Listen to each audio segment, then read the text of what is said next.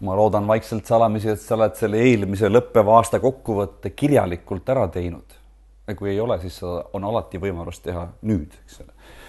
Aga samm number 2 väga hea aasta loomisel on tulevikku vaatamine ja mitte võib-olla nii detailne ja nii nagu eesmärgistamise keskne, aga just sündmuste, kogemuste ning tunnete keskne.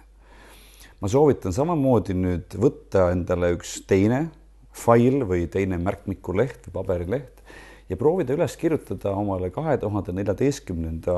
aasta kõik kuud jaanuarist kuni detsembrini. Ja siis hakata ise vaikselt seda aastat kirjalikult visandama. Vast see on kõige õigem sõna.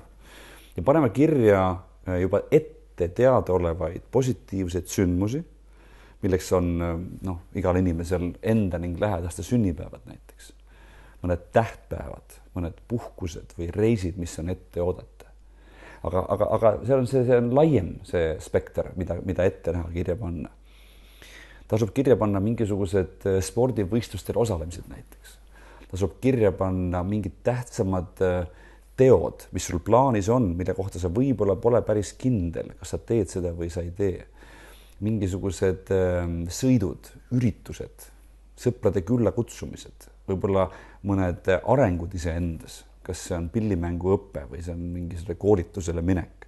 Et hakata mõnes mõttes nagu kunagi räägiti palju Neeme Järvist, et tal on 1,5–2 aastat kalender ette täis. Ma nägin E-klassi ühel üritusel hiljaaegu, küsisin tema käest, ka tal on endiselt kõrges vanuses 74 kalender aasta 1,5 ette täis. Ma tean, et mõnele ei meeldi see, aga sellepärast ma ei palugi sul teha mingit ülipõhjalikku sellist kuupäevalist 2 aasta peale ette ennustust, vaid üsna sellise nagu suure pintslitõmbega, mida ma ootan jaanuarist, mida ma plaanin teha veebruaris, kellega saan ma kokku märtsis, missugusele koolitusele lähen ma aprillis, kes lõpetab kooli mais või juunis, kellel on sünnipäev juulis, kuhu ma ise lähen puhkusele augustis, kas Eestis kellelegi külla iseenda juurde maale või võib-olla kusagile reisile. Kas ootab sind ees mõni tööalane muutus septembris, eks ole? Ja niimoodi on võimalik iga kuu kohta 1,2, halvemal juhul 2-3 sündmust, paremal juhul võib-olla 3-4-5 sündmust ette panna.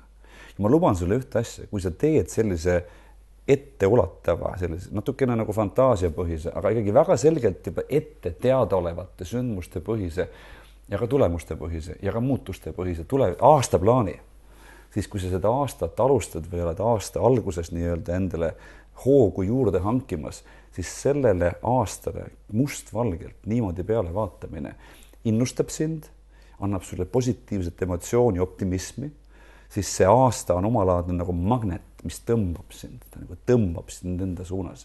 Ja sealt omakorda on võimalik minna sul, samuti nagu ka mul, sest et ma neid samu asju teen iga aasta vahetusel.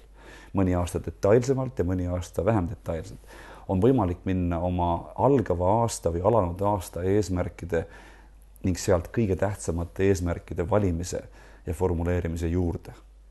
Nii et head algava või alanud aasta kaardistamist esialgu suurte pintslitõmmetega, head tekkivat optimismi, head sellist positiivset minekut aastasse sisse.